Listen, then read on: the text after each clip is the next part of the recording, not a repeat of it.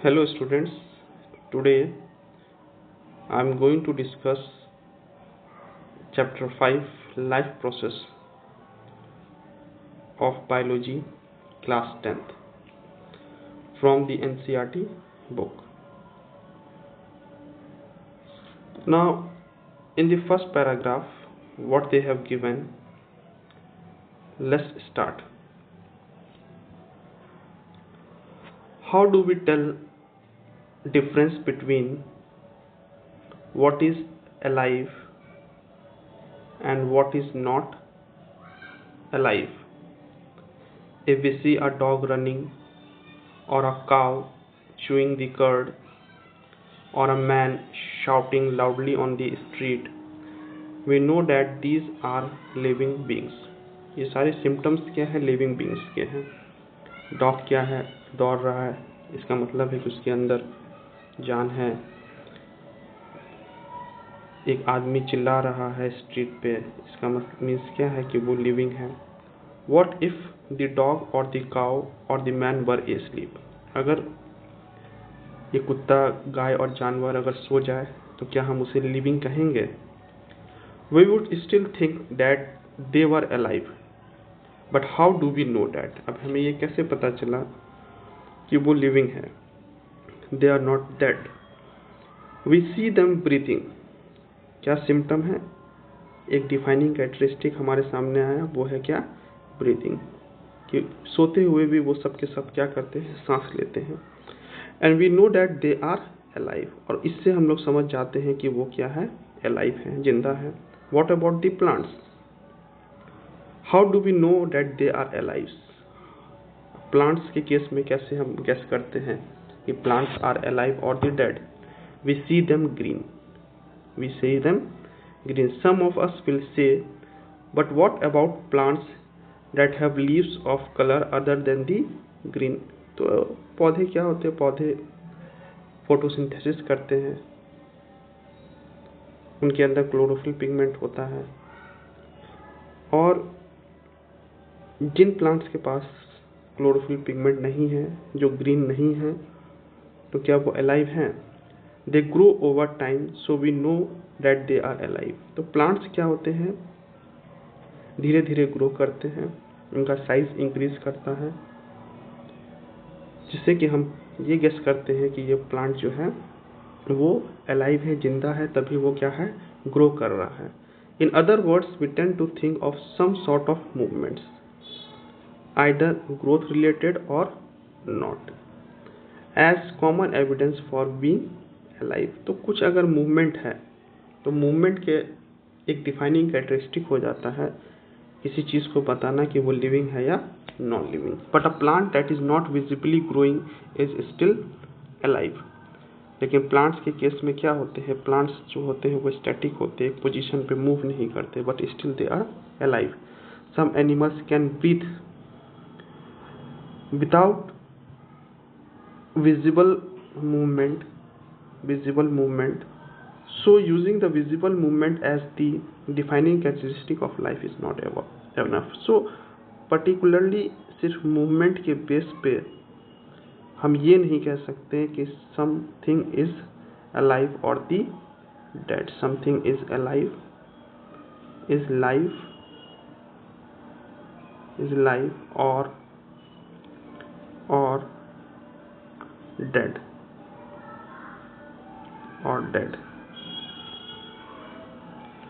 So in the next paragraph what is mentioned, let's see. Movements are over very small scale will be invisible to the naked eye. Movement of molecules, for example, is this invisible molecular movement necessary for life? Molecules का movement क्या necessary है life के लिए? If we ask this question to professional biologists, they will say yes. वो क्या कहेंगे? Yes. In fact, the virus do not show any molecular movement in them until they infect the some cell. तो virus एक special case है, क्योंकि viruses are dead in the environment, और जैसे कि एक लिविंग होस्ट में जाता है वो कैसा हो जाता है? अलाइव हो जाता है. तो it is a special case. and that is partly why there is a controversy about whether they are truly alive or not. तो इसके ऊपर पूरा का पूरा वायरोलॉजी में आप लोग पढ़िएगा कि what are the different theories, क्या अलग अलग थ्योरीज है, साइंटिस्ट लोगों ने क्या कहा है। कुछ वायरस को डेड मानते हैं, कुछ वायरस को लिविंग मानते हैं, कुछ इंटरमीडिएट मानते हैं between the living and the non living. Why are molecular movement needed for life? अब लाइफ के लिए मोलिकुलर मूवमेंट की क्या ज़रूरत है? We have seen in earlier classes that living organism are well organised structure. Living organism एक well organised structure है। Cells से क्या बनता है? They can have tissues. Tissues में क्या है? Tissues have cells. Cells have smaller components, that is the cell organelles in them, and so on. Because of the effect of environment, this organized order nature of living structure is very likely to keep breaking down over time. और ये जो organise structure है, molecular structure है, वो समय के साथ क्या क्या हो जाता है? टूट जाता है, ब्रेक डाउन हो जाता है, क्योंकि नए नए प्रोटीन के स्ट्रक्चर बनते हैं और ख़त्म हो जाते हैं। If order breaks down the organism will no longer be alive. और ये अगर ऑर्डर टूट जाए तो ऑर्गेनिज्म क्या हो जाएगा? डेड हो जाएगा। So living creature must keep repairing and maintaining their structure. और लिविंग ऑर्गेनिज्म हमेशा अपने स्ट्रक्चर को रिपेयर और मेंटेन करता है, रिपेयर मैकेनिज्म चलता रहता है। Okay, since all this structure are made up of molecules, और ये सब के सब किस चीज़ के बने हुए हैं? मॉलिक्यूल्स के बने हुए हैं। They must move molecules around all the time. What are the maintenance process in living organism? Let's us explore. तो क्या है मेंटेनेंस प्रोसेस लिविंग ऑर्गेनिज्म में? इसके बारे में हम लोग आगे देखते हैं।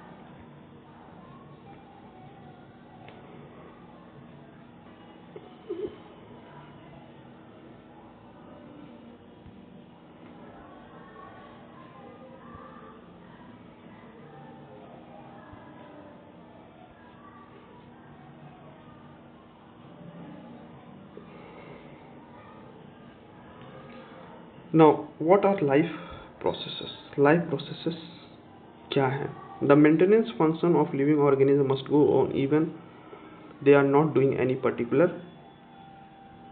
particular. Even when we are just sitting in the class, even if we are just asleep, this maintenance jobs has to be go on. The process which together perform this maintenance job are life process. और यहाँ से definition आता है, आपसे पूछा जाएगा board exam में कि भाई what is life process, how you are going to define it। तो यहाँ से ये NCERT का definition लिखेंगे आप। The process which together perform the maintenance job of the body are life processes. Okay, now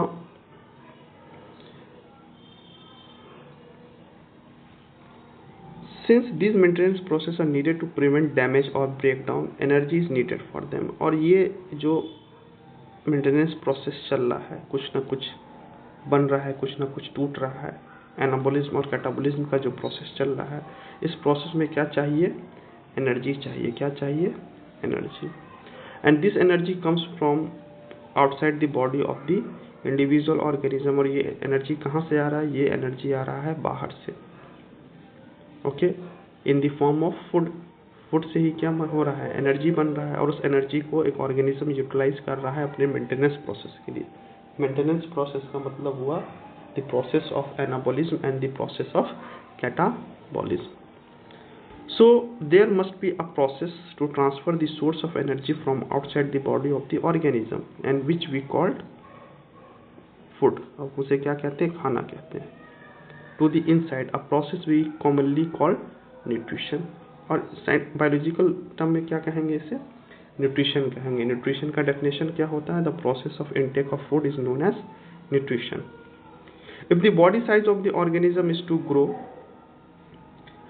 additional raw material will also be needed from outside. एक organism grow कर रहा है, एक बेबी प्लांट जो होता है आगे चल के ट्री बन जाता है, एक ह्यूमन बेबी आगे चल के एक एडल्ट ह्यूमन बीइंग बन जाता है, तो ग्रोथ हो रहा है। तो ग्रोथ के लिए रॉ मटेरियल्स चाहिए, और ये रॉ मटेरियल्स कहाँ से मिल आ रहा है, बाहर से आ रहा है। Since life on the earth depends on carbon based molecules, ये जो अर्थ पे जितना भी लाइफ है किस मॉलिक्यूल्स का बना है, most of the molecules is the carbon, organic molecule का बना हुआ है, एंड एवरीथिंग इज कार्बन। जो भी हमारे सराउंडिंग में जो सारी चीज़ें हैं वहाँ पे कहीं कौन सा एलिमेंट देखने को मिलता है, 90 to 95% आपको वो सब्सटेंस जो होता है वो कार्बन का ही बना होता है। And most of this food resources are also carbon based, और जो खाने के जितने भी सोर्सेस हैं वो भी क्या है, वो भी कार्बन बेस्ड है। ओके, कार्बन बेस्ड, जैसे कि ग्लूकोज का फॉर्मूला अगर देखा जाए तो क्या है, C6H12O6। तो इसमें क्या है, मेजर एलिमेंट क्या है, कार्बन है, major element is the carbon. तो हमारा फूड सोर्स क्या हो गया, कार्बन बेस्ड हो गया। सक्रोज C12H22O11, C12H22O11, तो मेजर एलिमेंट क्या हो गया, कार्बन हो गया। Okay, so depending on the complexities of these carbon sources, different organism can use different kind of nutritional process। अब हर organism का जो न्यूट्रिशन होता है वो क्या होता है, वो अलग अलग होता है।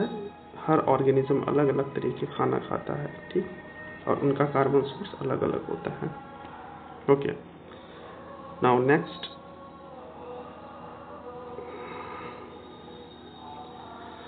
The outside sources of energy could be quite varied, ये बहुत वेरी कर सकता है ये सोर्स ऑफ एनर्जी जो बाहर से आ रहा है।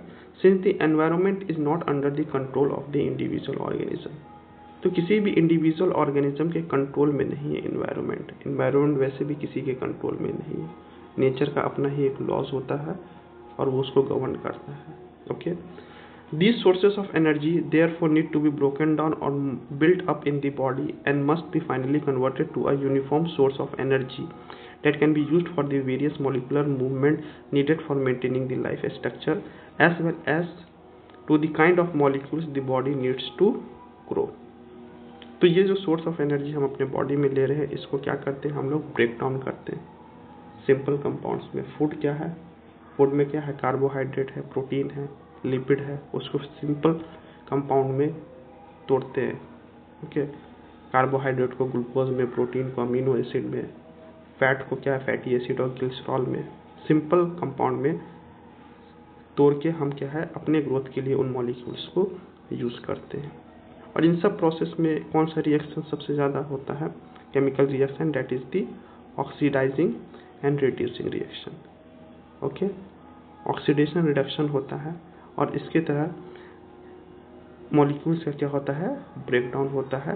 तो आपसे ये पूछा जा सकता है कि भाई ब्रेक डाउन ऑफ मॉलिक्यूल्स में कौन सा केमिकल रिएक्शन बहुत सारे होते हैं, केमिस्ट्री में पढ़िएगा।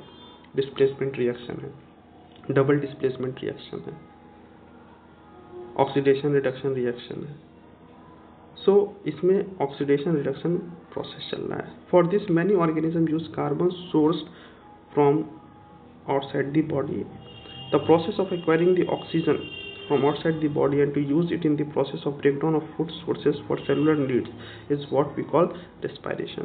तो respiration process को हम लोग डिटेल में डिस्कस करेंगे। और respiration process में हमें क्या चाहिए, ऑक्सीजन चाहिए, और ये ऑक्सीजन हमारा बॉडी नहीं सिंथेसाइज कर रहा है, we have to take it from the outside environment, जिसमें जब खाना हम खाते हैं बाहर से ऑक्सीजन लेते हैं और ये फूड पे जब ऑक्सीजन एक्ट करता है उसका ऑक्सीडेशन होता है, तो उस प्रोसेस से क्या बनता है, ग्लूकोज का फॉर्मेशन होता है। ओके,